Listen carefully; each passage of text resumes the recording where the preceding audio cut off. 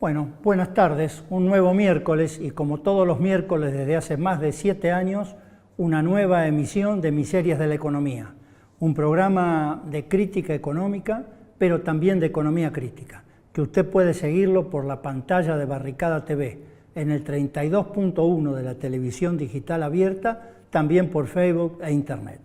Y como ustedes saben, desde hace varios programas venimos tratando la crisis, la profundidad de esta crisis, la recesión que nos amenaza, la extensión de la misma, su impacto social, desde distintas perspectivas, desde la perspectiva de los economistas, desde la perspectiva de los dirigentes políticos, desde el movimiento obrero, y ahora hoy queremos enfocarlo cómo se ve la crisis desde los movimientos sociales.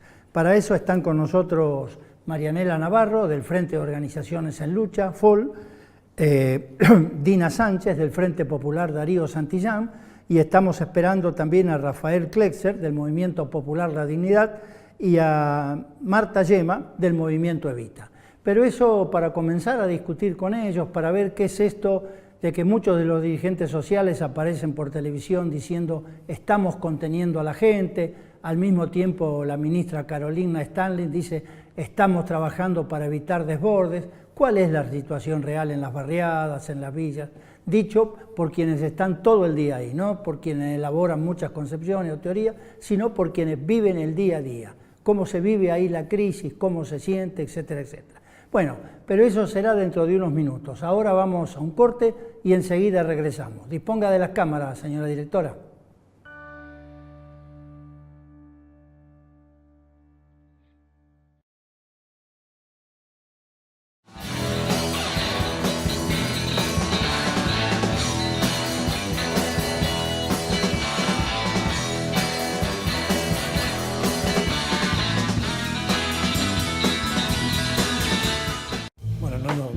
Lo imaginábamos poder estar en litigio con el Grupo Clarín para poder televisar a Flandria. Yo nací a 2 cuadras de la cancha de Flandria, mi abuela vivía en lo que es el parque de la Algodonera Flandria, donde es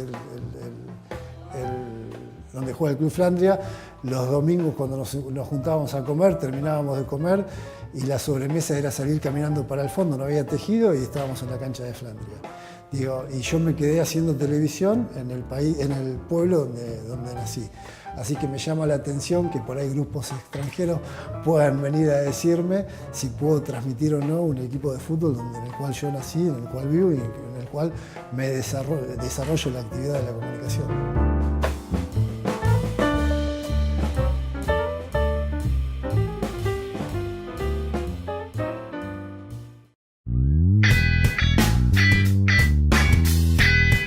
Esto no es un problema de filtración, esto es un modelo de negocios basado en los datos que da muchísimo dinero. Google, Facebook son empresas que construyeron todo su poder en menos de 20 años a partir de los datos. Entonces, esto no es una excepción, no es un problema marginal, no es una filtración, esto es un modelo de negocios muy exitoso. Cualquier cosa que haga Facebook para no recabar más datos, para no poder venderlos, atenta contra su negocio y son empresas capitalistas cuyo objetivo es generar la mayor cantidad de ganancias posibles. Entonces pueden armar un escándalo, pueden decir, bueno, acá tenemos que ajustar, vamos a mejorar la privacidad, pero la privacidad es de lo que se nutren, de saber quiénes somos para saber qué vendernos, en el caso de Facebook, de compartir información de la manera más o menos velada con otros clientes y con eso producir dinero.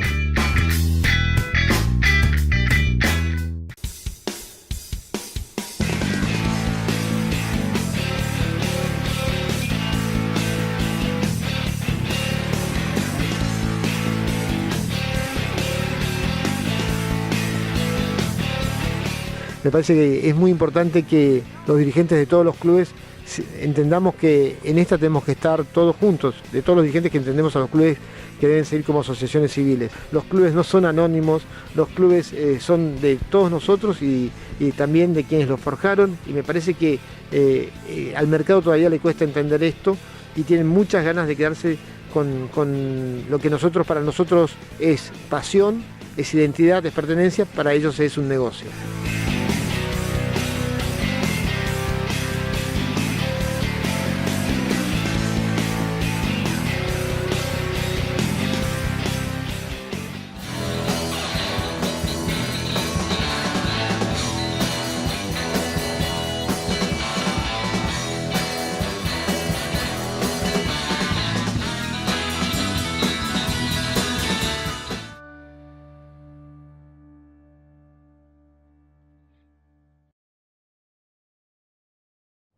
Bueno, estamos nuevamente en el aire. Marianela Navarro, muchas gracias por venir. Dina también, gracias por venir al piso y dedicarnos un poco de tiempo. Y bueno, tanto como para empezar, ¿cómo está la situación hoy en los barrios? Porque vieron que el informe del INDEC al 30 de junio daba alguna idea de que la situación había empeorado con respecto al primer trimestre del año. Pero ahora ya pasaron casi 4 meses del 30 de junio y la crisis se ha profundizado. ¿Cómo se ve esto en los barrios? Bueno, mira, la realidad social que vive la clase trabajadora en general es de un agravamiento de la crisis, ¿no? En el caso del sector de los trabajadores precarizados, nosotros tenemos un desplome fenomenal del poder adquisitivo y además un aumento de la pobreza y de la marginalidad. Esto en zonas del interior del país, la situación es todavía más crítica, ¿no? Vemos nosotros que el plan económico que lleva adelante el gobierno nacional, en conjunto con los gobernadores, tiende a profundizar que el ajuste los paguemos los sectores populares y realmente hay un aumento de la desocupación, hay un aumento de la precarización laboral y por otro lado miles de personas que se acercan a las organizaciones a buscar un plato de comida, ¿no? En provincias como Santiago del Estero, como Misiones, como Chaco, como todo el norte argentino también, bueno, vos fíjate que hay trabajadores que en pleno siglo XXI desarrollan su actividad por 1.500 pesos por mes. ¿Cuánto, la asignación universal por hijo, cuánto es ahora? ¿1.500? Alrededor de Sí. 1.500 pesos. Ahora ¿Y en la Argentina trabajas?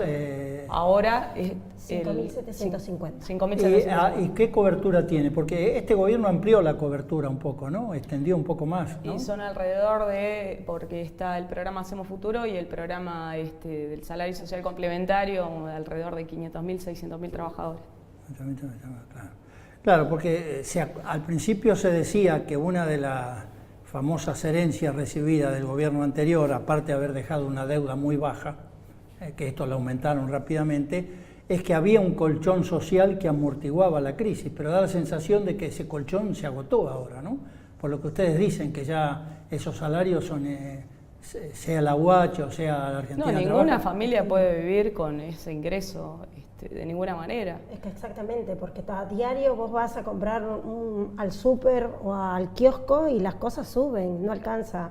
Sobre todo compañeras mujeres que son jefas de hogar, son madres solteras, la realidad es que con 5.750 o con una asignación no alcanza, porque hoy en día un paquete, no sé, de pañales cuesta 800 pesos, la leche está cara, compañeras, como decía la compañera Marianela, familias enteras que se acercan a los comedores desde la necesidad de un plato de comida, familias que están yendo a los comedores por primera vez, ¿no?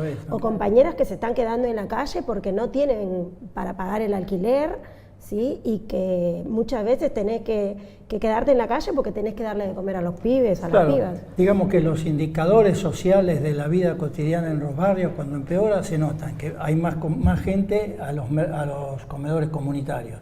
Hay más chicos que se van de las escuelas y hay más gente en la calle. Y no hay changas, además, porque no hay obra pública. Claro. Entonces la gente depende solamente del salario social complementario o de la UH. Claro, porque además en este recorte presupuestario, que después lo vamos a ver en la columna, que acá hay compañeros de la agrupación Economistas de Base que han hecho un estudio sobre lo que puede ser este presupuesto, ponen el hincapié en grandes obras a través de un programa de propiedad participada, que es un programa que le da todo el negocio a los privados, incluso a la financiación, pero desaparecen las obras pequeñas, la zanja, ¿no? que es lo que le da trabajo a la gente, ¿no? No hay ningún tipo de obra pública para las cooperativas desde hace 2 años. Están frenadas todas las obras y la entrega de viviendas, están frenadas las obras de extensión de red de agua, de veredas, que bueno, es el tipo de trabajo que realizamos las cooperativas en todo el país y que genera un ingreso mayor para al menos llegar al salario mínimo, ¿no? Eso sumado al impacto de las tarifas de los servicios públicos, porque aún teniendo un ingreso por debajo de la línea de indigencia, nuestros vecinos reciben boletas de luz de 6.000, 7.000, 8.000 pesos, con lo cual imagínate que es una situación de ahogamiento Nosotros vemos a menudo que el gobierno y algunos sectores políticos también hablan de la paz social, ¿no? Y nosotros consideramos que si quieren mantener la gobernabilidad en este país tienen que cambiar el rumbo de la política económica. Eso me interesa, Dilma, porque estuve leyendo algunos artículos periodistas que salió de un diputado que siempre habla del contrato social, de la situación social. Los periodistas le preguntaban si había riesgo de explosión social.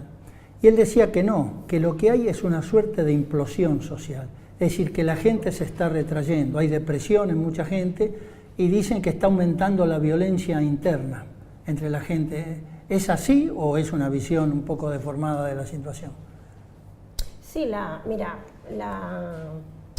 la bronca de la sociedad, de la gente está, no sé, en los barrios vos vas, en las asambleas que se hacen cotidianamente en los territorios, hay muchísima bronca por la misma necesidad, como decía Marianela, nosotros las organizaciones sociales estamos en los territorios, estamos en los barrios más precarizados, salen un montón de cosas de ahí, estamos constantemente en la calle, es más, en la marcha federal hicimos la propuesta de estas 5 leyes que también abarca esto de la obra pública, de la infraestructura, no sé, de la emergencia alimentaria, la emergencia por adicciones.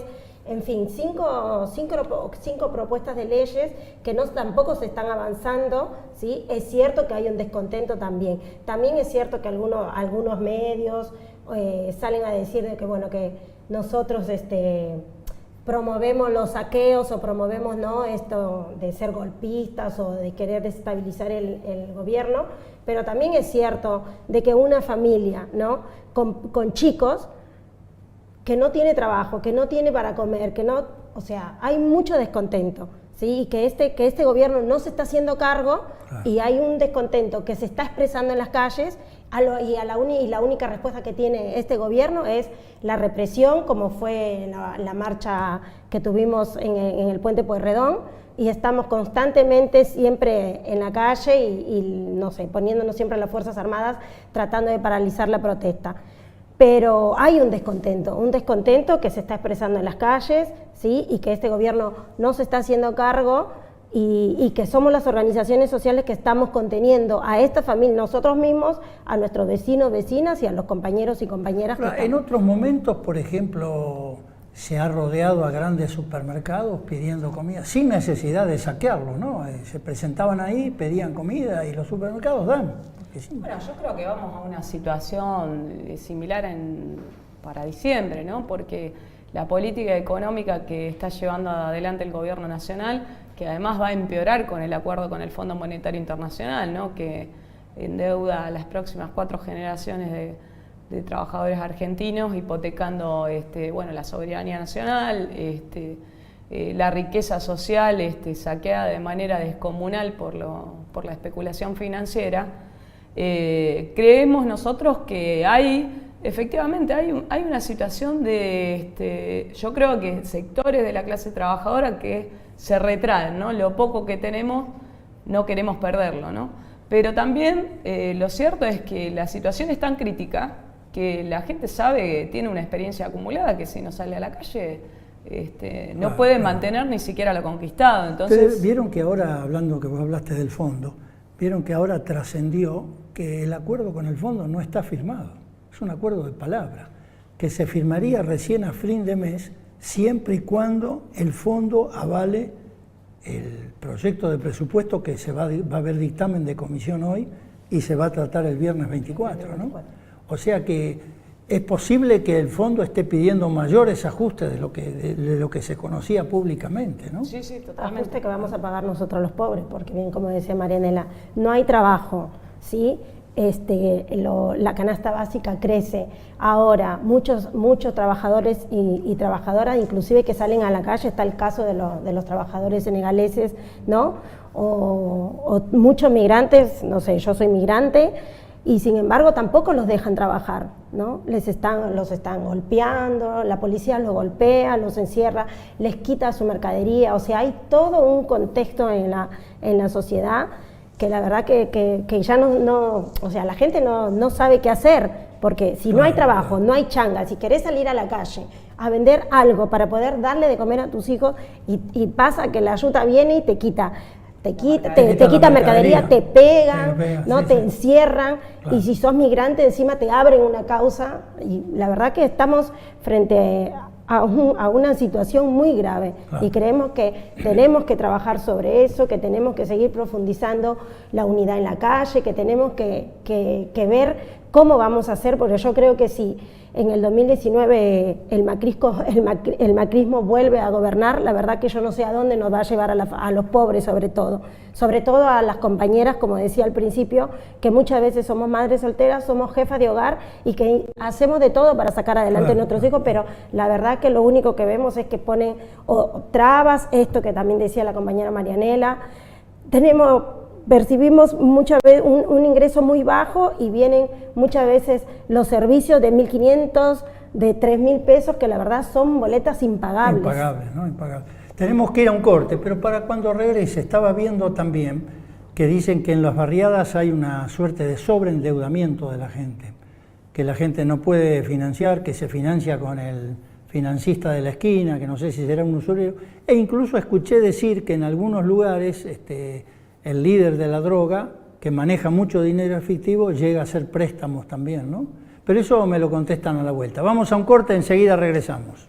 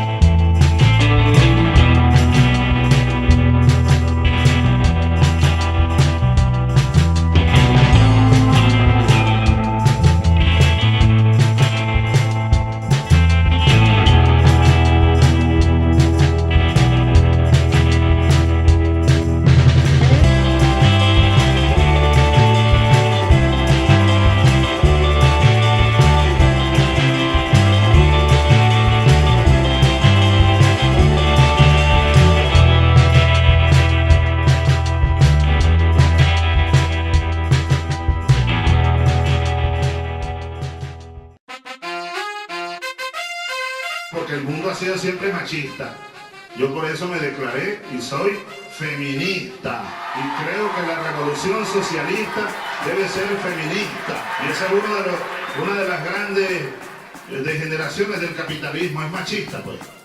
La exclusión en el capitalismo es muy grande. Porque el gobierno está mal acostumbrado a que sus mujeres estén desarregladas, estén sucias, anden, tú sabes, sin maquillaje. Pero más grande aún en la mujer.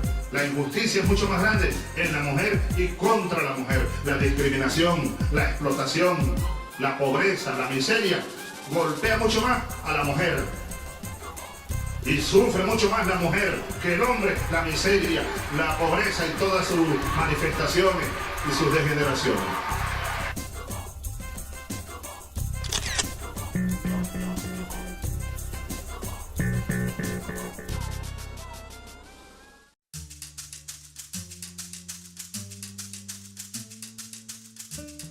Sé que hay alguna gente preocupada por estas denuncias de los Panama Papers que ha salido y que me ha involucrado a mí.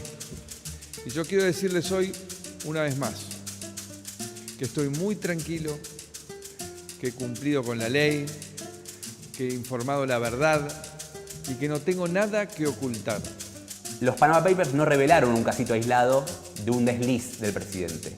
Lo que expusieron fue una práctica sistemática del que fue, a lo largo de los últimos 40 años, uno de los principales grupos económicos de la Argentina, el Grupo Socma, y donde el presidente Mauricio Macri es una figura prominente. Es la fuga de capitales, es el endeudamiento externo, son esas las razones, y el mundo offshore es un protagonista en esos procesos. Y eso es de lo que hablamos. Hablamos de disminuir la capacidad de intervención y actuación del Estado en la economía y de la inestabilidad económica que perjudicó cualquier proceso de desarrollo y que hace que hoy haya desigualdad en la distribución del ingreso, pobreza, precariedad laboral y desempleo.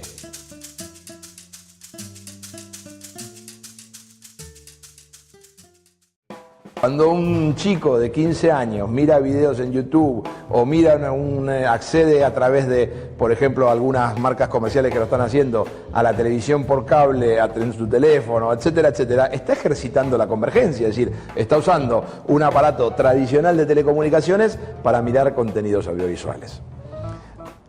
Hay otros niveles de la convergencia, como son el jurídico y el político, que son mucho más complejos. En este sentido, la sociedad va mucho, o sea, diríamos que si tenemos que pensar quiénes son los que avanzaron en la convergencia, que avanzó la tecnología, que a través de la digitalización nos permite reducir todo a bits digitales y que todo se pueda transmitir digitalmente. Ahí hay una convergencia clara, manifiesta. Y avanzaron los que se apropiaron de eso, los usuarios, que son mucho más convergentes que las leyes y que los organismos reguladores. Porque ser convergente es intentar regular esto de una única manera.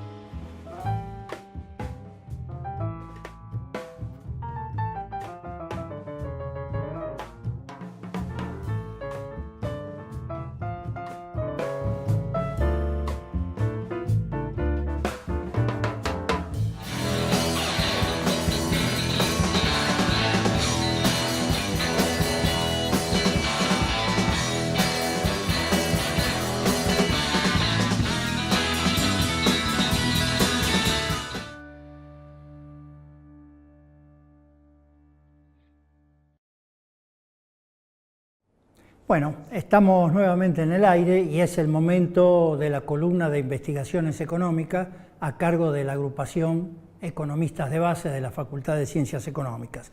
Y está con nosotros, miembro de esa agrupación, el economista Demián García Ofano. Demián, ¿qué es lo que nos traes hoy? ¿Alguna de tus jugosas investigaciones que nos sirvan a nosotros para desasnarnos un poco qué se está discutiendo en este momento en el Congreso con el presupuesto? La idea era tratar de ver qué había pasado con la inflación. Esta es la inflación promedio, es la que se usa para calcular el presupuesto, no es la punta a punta, comparado contra los gastos de la Administración Pública Nacional. En eso vemos que tanto en 2017 como para lo que va a terminar este año y lo que se proyecta en el presupuesto que quieren votar la semana que viene en el Congreso, los gastos quedan por debajo de la inflación. Esto quiere decir que hay sectores del Estado que van a recibir menores recursos en términos reales, que van a poder comprar menos cosas. O sea, este año hay una pérdida de 9 puntos más o menos y el año que viene una pérdida de 7 puntos, un poquito más. Claro, este año es 7,2, de 7,1 el que viene y es 5,5 el otro. Lo que traté también es demostrar el ejercicio porque se va acumulando esa pérdida en última instancia.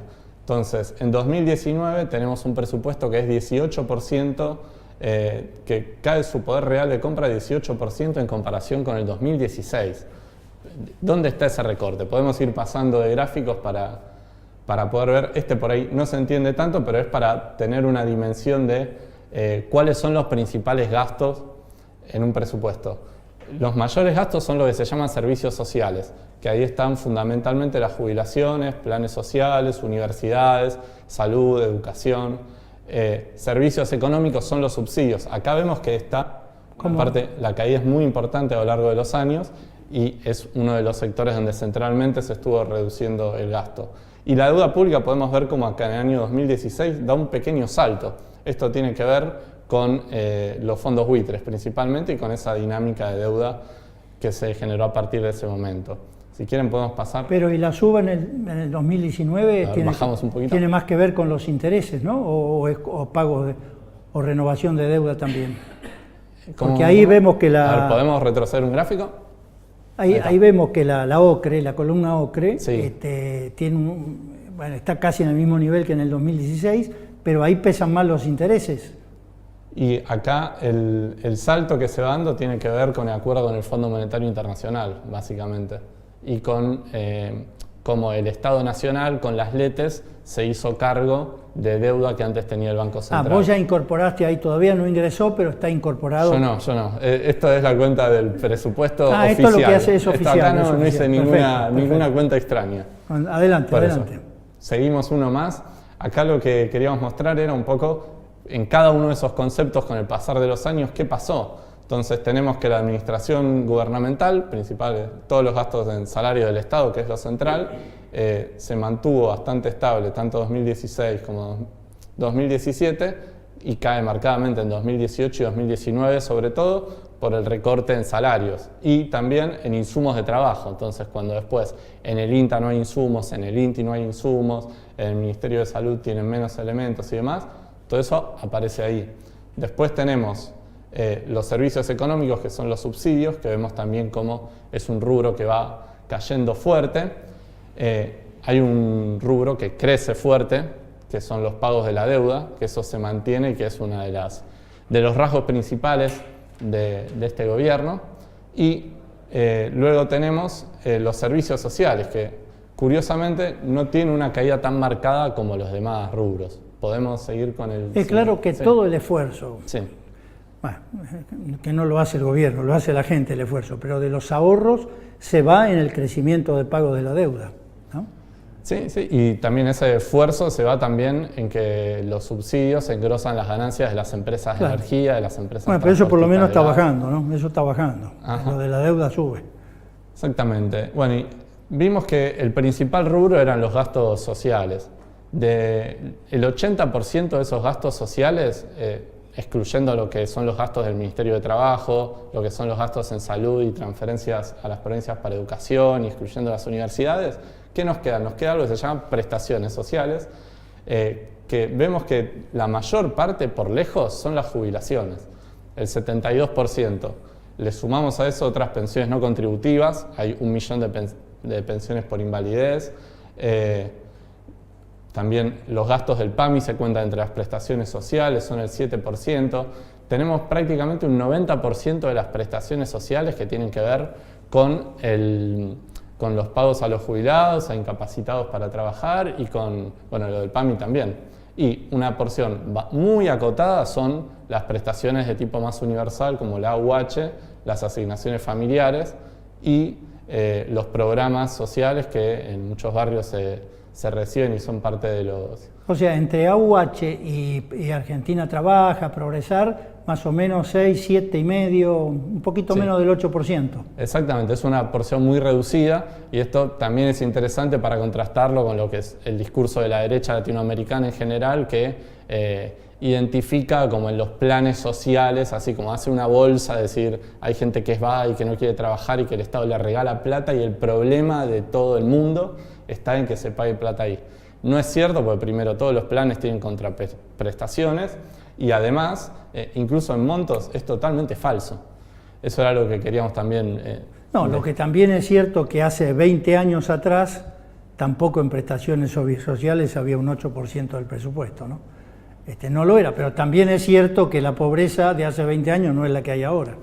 Ni aquí ni en otros países de Latinoamérica, ¿no? Exactamente, digamos, también. Esto es un esfuerzo político, digamos, del gobierno, el sostener esto y que tiene que ver con tener una situación social que se va deteriorando cada vez más de la mano de las políticas económicas que el mismo gobierno lleva adelante. Para tener una idea de la crisis de la devaluación de la Argentina, la pobreza en los años 70 era estimada en el 7% de la población, hoy está en el 30%, ¿no?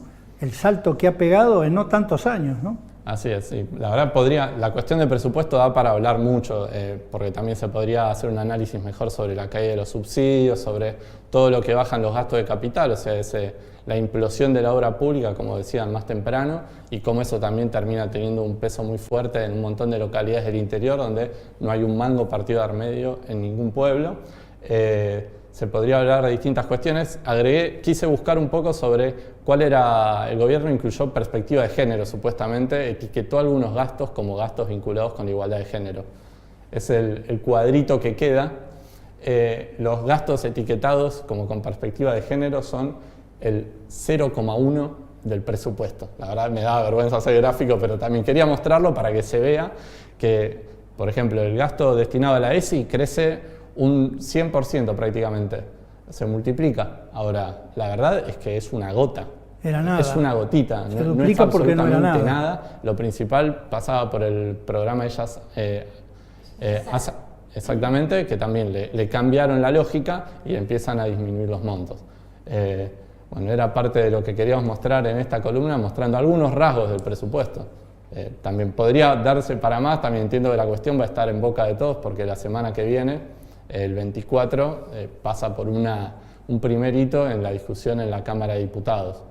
Sí, no, este análisis viene justo y además para los compañeros de los movimientos sociales que tenemos hoy, que tengan en cuenta cómo se reducen los servicios de seguridad, de salud, de educación, los servicios, lo que tiene que ver con la UH, lo que tiene que ver con otros planes. Sí, y las transferencias a las provincias, incluso por esos montos, porque una parte importante del gasto, la mayor parte del gasto en salud y educación, lo sostienen las provincias. Entonces, cuando decimos que el gobierno va a bajar fuerte las transferencias a las provincias, lo que estamos diciendo es que va a haber menos plata para salud y educación. Entonces, por ahí no lo vemos, salvo en un renglón que dice transferencias a provincias, claro. Pero el contenido de eso pasa por ahí. Y después, otro contenido más tiene que ver con que las jubilaciones que todavía están en niveles de miseria y que apenas arañan la inflación o quedan un poco por detrás, la mayor cantidad de beneficiarias son mujeres. Entonces, también esas jubilaciones y pensiones de miseria también tienen un sesgo de género porque castigan principalmente a las mujeres. Demián, como siempre que venís al programa te tengo que cortar. Acá el tiempo es preciso y la directora ya me está haciendo muchas señas. Bueno, así que bueno, muchas gracias, será hasta la próxima. Vamos a un corte y ya regresamos.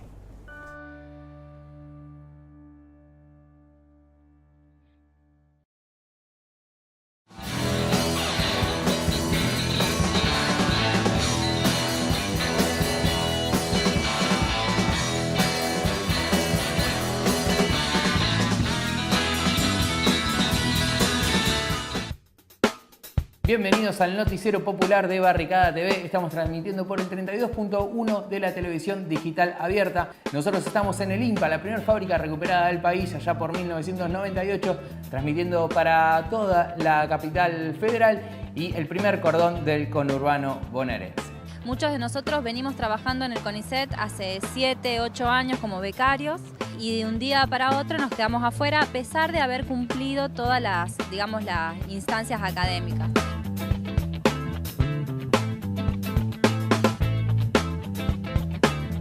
No solamente demostrar la historia de INPA, sino también atravesarla con todo lo que vivió nuestra patria, las etapas difíciles, la mayoría, pero también las etapas donde el país crecía y INPA fue un baluarte en el crecimiento de la industria nacional. Lo que estamos haciendo acá es repudiar los más de 120 despidos que está mandando la dirección de este hospital. Por el reconocimiento de los trabajos no remunerados de cuidado que ayudan a que la sociedad se reproduzca y no son reconocidos, por mejores condiciones de vida para el conjunto de las mujeres y el pueblo. Estamos entregando 20.000 kilos de verdura a los abuelos en forma de gesto solidario, de acompañamiento. Venimos trabajando desde el año 2003 para pedir el cierre y el saneamiento del predio del relleno sanitario, que es de la CEAMSE. ¿Cómo podemos decir que vamos a traer una pantalla táctil, que vamos a hacer todas las cosas que plantea el gobierno si se nos caen ventiladores, si se caen techos, se rompen ventanas? ¿Qué significa eso? ¿Tener una sociedad offshore? Bueno, significa decidir organizar tu patrimonio recurriendo a todos esos artilugios que ofrecen, en el mejor de los casos, la posibilidad de ocultar tu identidad y, en el peor de los casos, de facilitar delitos.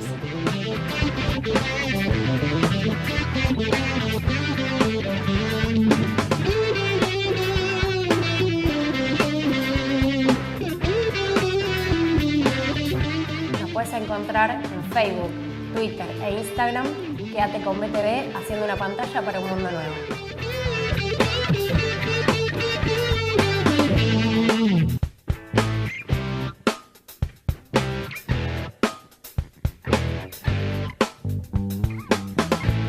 BTV, las noticias que en otros medios no ves.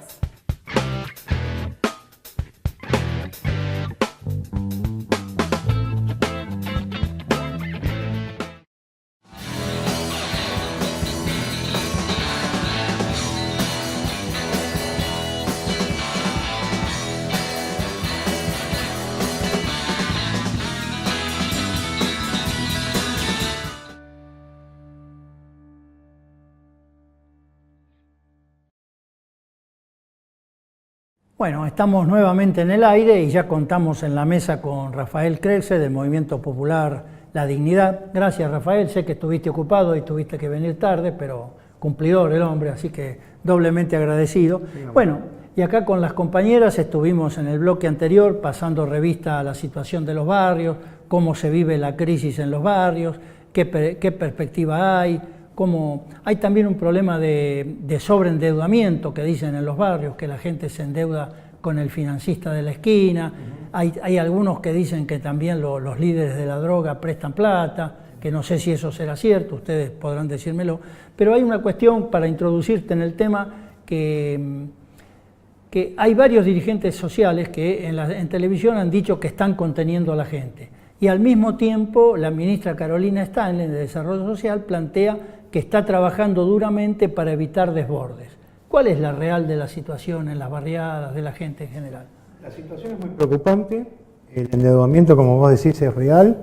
El problema es que ahora los narcos ya tienen proyecto social, por eso no solamente, ahora están prestando plata y lentamente se está cartelizando y van teniendo un proyecto social que va a ser, cuando no hay Estado y los narcos tienen proyecto social, se complica. Con respecto a la contención, el gobierno nacional está haciendo lo posible desde el desarrollo social para frenar a la gente, por supuesto, porque acá hay una política de ingresos que es la asignación universal por hijo, que es la que garantiza que haya sobrevivientes en esta etapa crítica. Claro. En cualquier ranchito del país encontrás ese ingreso, que hay que defenderlo porque el neoliberalismo va a ir por eso también. Ahora, el respecto de desarrollo social está haciendo lo imposible, sobre todo en el conurbano y en los cordones de las grandes ciudades, para que esto no reviente. La gente está con bronca. A diferencia de otras veces, también se va generando una crisis política de representación. Entonces, cuando hay falta de representación y hay bronca, la gente sale a la calle. Entonces, a mí me parece que hay que organizarse, hay que reclamar lo que haya que reclamar. Si esta pelea se dirime en la puerta de los supermercados, me parece que no va a haber una alternativa política de los trabajadores, en la perspectiva de los trabajadores del pueblo, sino que va a ser una crisis que va a terminar capitalizando a otros. Me parece que las organizaciones lo que tenemos que... No hay que pedirle al gobierno que cambie, sino que tenemos que trabajar para que cambie el gobierno. En esa perspectiva, me parece que independientemente de la realidad o de la incidencia que puedan tener los movimientos populares en pudrirla, digamos, para hablar mal y pronto, digamos, hay una necesidad y hay una bronca de la gente que va por este lado también, digamos, que las organizaciones no llegamos. Así que bueno, hay una situación compleja, la gente tiene bronca, hay gente operando sobre esa bronca, hay otros que aprovechan esa bronca para hacer negocio con el gobierno, esto también es así como vos lo estás diciendo, o interpreté mal, pero me parece que hay, digamos, la pobreza trae muchos negocios. Y bueno, me parece que el rol de las organizaciones es organizar la bronca y dar una perspectiva. ¿Ustedes cómo lo ven, Dilma o Marianela? Mira, nosotros consideramos que vamos a una situación de conflictividad mayor. Creemos que el 24, la clase trabajadora, todo nuestro sector, pero la clase trabajadora ocupada también, tiene que dar una pelea muy importante para que no se apruebe este presupuesto de ajuste a la medida del Fondo Monetario Internacional. No es una pelea menor, es una pelea bastante definitoria porque va a establecer el marco sobre el cual el gobierno va a gobernar el último tramo que le queda. Y pensamos que es nuestra responsabilidad sindical y política estar en la calle. Sí, como decía el compañero, nosotros las organizaciones hacemos eso.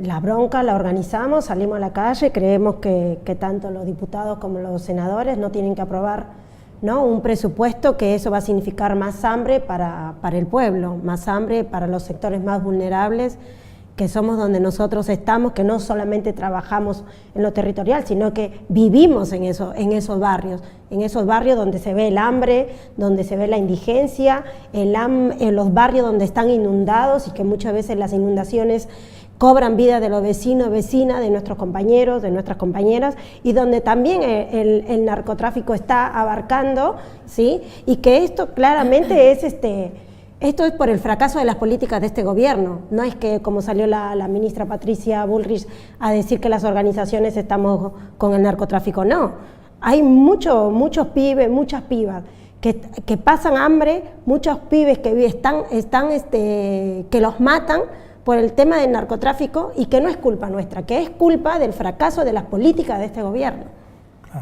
Ahora, hay una cosa que vos señalabas, Rafael, que no me queda claro, no la caso a vos decías recién, si no me equivoco, si esto se resuelve frente a los supermercados, los trabajadores y la clase obrera en general no va a salir bien parada o algo así de esto, ¿no? Sí. Por el contrario, hay que trabajar, movilizarse, no para que el gobierno cambie, sino para que el gobierno, no para que el gobierno cambie su política, sino para cambiar el gobierno, sería así, ¿no? Sí.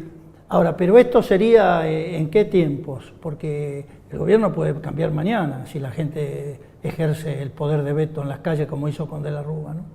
Sí, pero no están dadas las condiciones por eso. No, bueno, eso es lo que me interesa saber. Bueno, hay que trabajar para generar justamente esas condiciones. Me parece que no estaría alcanzando en la correlación de fuerza resolver la crisis en la puerta de los supermercados. Que bueno, que es un poco a lo que nos están llevando, digamos, el hambre lo que va a generar es los vecinos con esa memoria histórica de pelea, los vecinos no se van a suicidar, no se van a cagar de hambre, van a ir en busca. Ahora, si el problema de la crisis que se está generando se intenta resolver en la puerta de los supermercados, me parece que el que pierde es el pueblo, son los trabajadores. Digamos, en la medida que, porque lo que tenemos que entender es que nosotros y muchos más, organizaciones populares junto a los sindicatos, que tenemos poder destituyente. Nosotros tenemos un gran poder. Hemos construido un poder popular dolorosamente, pero tenemos un poder destituyente. Lo que no tenemos, entendemos nosotros, que no están generadas las condiciones, es un poder constituyente, es decir, poder generar una nueva realidad en defensa de los intereses de los trabajadores. Por supuesto que es una frase hecha, pero efectivamente creemos que no están dadas las condiciones. Ahora, que hay que seguir organizando, por supuesto.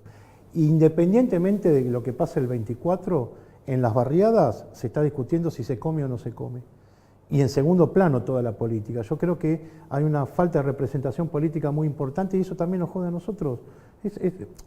Hay que llenar ese vacío. ¿Y cómo se llena ese vacío? En unidad. Porque muchas veces nos piden a los movimientos o a los sindicatos que demos las resoluciones políticas, y no tenemos esas herramientas. Pero lo que sí es que tenemos que llenar esos vacíos a la que te criaste muchas veces, pero bueno, ese es el desafío también que tenemos, como dice la compañera. ¿Y cómo lo ven lo del 24? Porque a mí me parece, es cierto, salga lo que salga el 24, la gente en los barrios va a seguir con los mismos problemas, pero no es lo mismo que se apruebe este presupuesto, que es absolutamente dirigido por el fondo. Yo les comentaba a las compañeras que ahora se supo esta semana que el acuerdo con el fondo no está firmado, es un acuerdo de palabra, porque el fondo no lo firma hasta tanto no salga este medio dictamen y no se apruebe el presupuesto. Y se sospecha que el fondo ha exigido nuevos reajustes en este presupuesto, no lo que se sabe, ¿no? Entonces, ¿qué es lo que están viendo ustedes de aquí al 24? ¿Se está debatiendo en todos lados esto? ¿Se está preparando una movilización para el 24, rodear el Congreso? ¿Cómo ven? Hay niveles de articulación entre los gremios, los movimientos sociales, los distintos sindicatos para llegar a una movilización y una manifestación muy amplia el 24.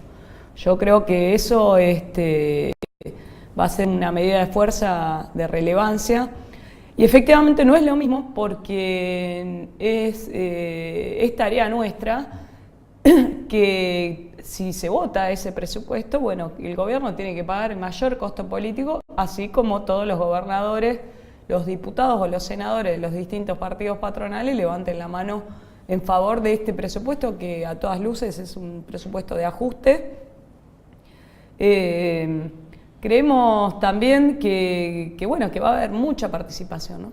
en esta medida del 24 y que fundamentalmente hay que continuar los planes de acción conjunta de todos los sectores en el próximo mes. Los movimientos sociales también estamos discutiendo alrededor de ese esquema, construir un plan de lucha centrado en la denuncia del aumento de la pobreza y también reclamar la recomposición de la pérdida del poder adquisitivo que hemos tenido y además poner en el centro de la discusión el tema del trabajo, ¿no? Porque Sin trabajo no hay perspectiva para millones de personas en el país, que en definitiva, bueno, es esta situación de prácticamente de poner a la población al borde del abismo, ¿no? No es solamente resultado de este modelo neoliberal, ¿no? Sino que obedece también a toda la lógica del mercado que se impone día a día sobre la vida humana, ¿no? Hay una crisis del sistema capitalista en Argentina que se arrastra desde muchas décadas, más allá de los gobiernos que van y vienen, y que se agudiza cada día más, ¿no? Ahora, con respecto a esto del presupuesto, está la experiencia de diciembre, porque de la reforma laboral lo que pasó fue la fórmula de ajuste y nada más. Ya acaba de decir Frigerio, la reforma previsional queda para el próximo gobierno, y la reforma laboral está estancada. O sea que no es como dice el gobierno que las movilizaciones no sirven para nada, ¿no? Tienen su sentido. Además, más allá de que se logre o no, la gente expresa... la clase expresa, ¿no? ¿Cómo lo ven ustedes, Dilma? Sí, nosotros es como vos lo decís, o sea, ahora, como decía la compañera Marianela, nosotros estamos constantemente organizando para salir y que las movilizaciones van a ser masivas, como lo fue en diciembre con lo de la ley previsional. Es cierto también lo que siempre nosotros, que muchas veces suena como un discurso, pero que es la realidad. Tenemos que trabajar sobre una unidad, dejando de lado el personalismo, el sectarismo, el individualismo, y tenemos que trabajar sobre una unidad, ¿no? Porque la política que está llevando adelante este gobierno nos está afectando a muchos sectores. Falta, sí, hay algo que se tiene, ¿no?, que fortalecer, como dice el compa, todavía no. Falta un ingrediente y bueno, hay que buscarle la vuelta y hay que seguir construyendo esa unidad, salir a la calle, porque es como mostraban los cuadros que mostraba Damián, ¿no? Estas políticas están afectando a los más vulnerables, jubilados, jubiladas, a los niños, a las niñas y a las mujeres. Que tampoco que es hacia afuera, siempre el gobierno, como la ministra Stanley que sale, ¿no?, a decir que sí, que va, inclusive cuando tuvimos la reunión con la ministra Stanley, ¿no?, que manifestaba así, nosotros sabemos que hay una pobreza. No, ¿lo ves? No sé de dónde lo ven, sinceramente, porque somos nosotros los que vivimos en esos barrios, los que estamos constantemente, ¿no?, con las familias, y que este gobierno lo único que propone son parches, nada más parches, y con parches no se van a solucionar las cosas. Así que eso. Ahora, hay en realidad una suerte Rafael, de vacío político, ¿no? Porque el gobierno, la razón de ser del gobierno es el ajuste, ha perdido toda perspectiva de futuro, no tiene relato, pero la oposición tampoco tiene relato. La oposición entendida en las múltiples variantes del peronismo, ¿no?, que digamos la oposición que puede hacer algo electoralmente o antes, ¿no?, tampoco tiene relato. Nadie dice, a lo sumo lo que avanzan es en la reestructuración de la deuda y nada más que eso, ¿no? Y en realidad, perdóname, que tanto el gobierno como la oposición están en una encerrona muy grande, porque saben que este es el proyecto del presupuesto del FMI del ajuste. La oposición sabe que es un ajuste tremendo y muy malo, pero no puede dejar de aprobarlo, porque si no salta todo por los aires. No. Es parte del sistema político, me parece que son la variante. A mí, por eso lo que decimos es que nosotros nos situamos fuera del sistema político, por lo menos las organizaciones que estamos acá, y lo que hay que romper es ese sistema que, a ver, el gobierno de Macri gobernó siendo minoría en el Congreso. Es decir, que el sistema le permitió volver a los mercados financieros internacionales, le garantizó, entre comillas, la gobernabilidad. En esa clave me parece que tenemos que romper con todo eso. Y esto, digamos, construir la fuerza y la correlación de fuerza necesaria para poder, digamos, ser alternativa política por afuera de las variantes.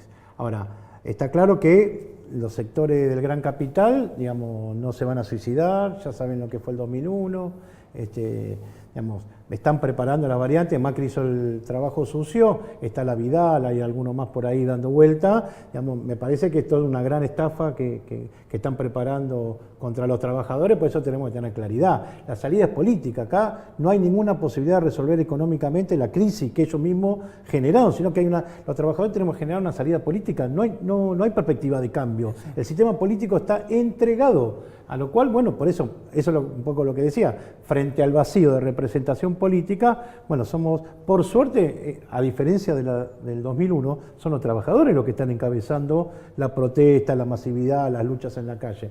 Bueno, bienvenido sea, me parece que hay garantía de que no nos caigan otra vez más.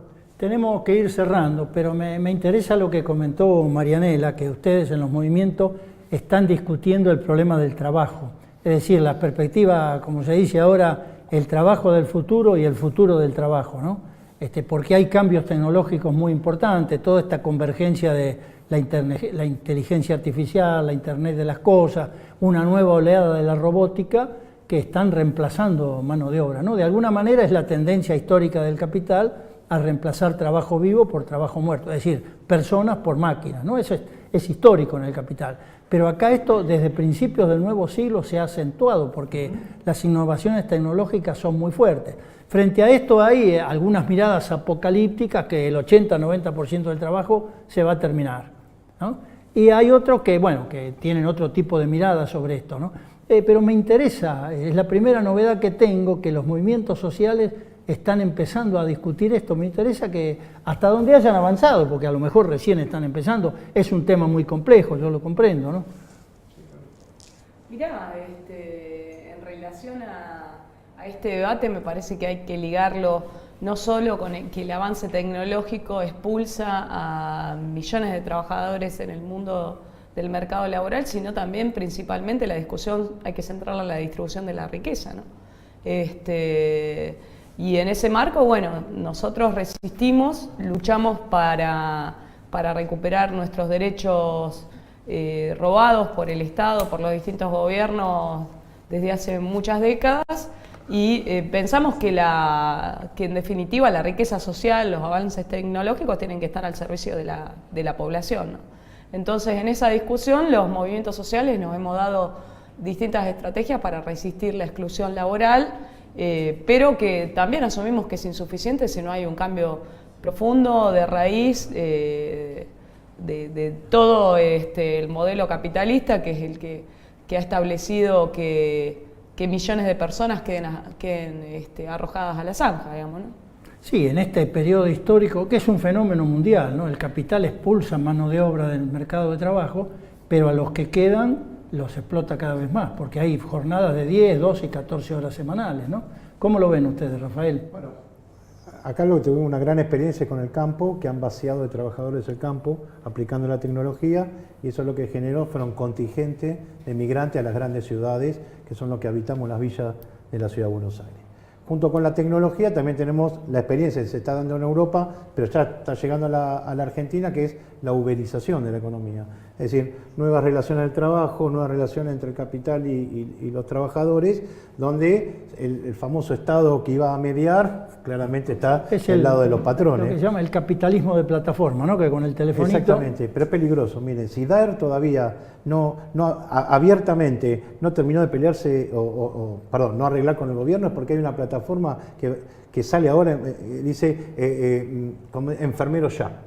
Es decir, ahora hay una plataforma que en cualquier momento se pelea mucho con Daer, enfermero ya, que liquida 50.000 puestos de trabajo de la enfermería. Es una locura lo que se está generando.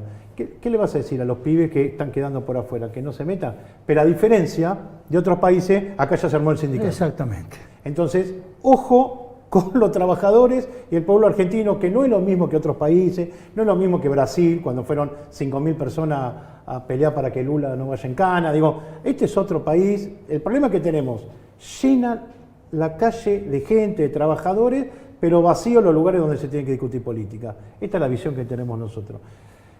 Y bueno, para darle tiempo a ella, lo último. Ya dicen que hay 80 millones de robots en el mundo. Eso implica, y no es que se pierda un puesto de trabajo por cada robot, se debe perder cientos. Si nosotros no discutimos la propiedad social, la propiedad de esa tecnología, porque contra la tecnología no podemos ir. Esto ya se ha demostrado. ¿Hay que regularla? Sí, hay que regularla, pero no se puede ir. Si no discutimos que la propiedad social, la función social de esa tecnología tiene que servir para la redistribución de la riqueza, como decía Pini. Me parece que esa es la salida, pero bueno, tiene que haber control obrero y un Estado socialista para eso. Nada, yo para primero agradecer, ya ahora que se cierra el programa, agradecer este espacio, ¿no? Para poder nosotros también contar no solamente nuestra lucha, sino que todo lo que venimos sosteniendo. Y sí, nosotros, las organizaciones, creemos que sin trabajo no hay futuro, sí, pero también están las políticas tienen que cambiar. También nosotros no solamente tenemos comedores merenderos, sino tenemos muchas cooperativas de trabajo, ¿no? Como son herrería, carpintería, el polo textil y todo. Pero si no hay políticas que también nos contengan esas cooperativas de trabajo, es muy difícil avanzar. Así que no solamente es la tecnología, sino que también que haya políticas que contengan a todo este laburo que venimos sosteniendo. Bueno, se nos acabó el tiempo, así que Marianela, Rafael, Dilma, muchas gracias. Y bueno, nos queda claro que la crisis, era de suponer, está afectando seriamente a los barrios, a las organizaciones populares y a los trabajadores en general.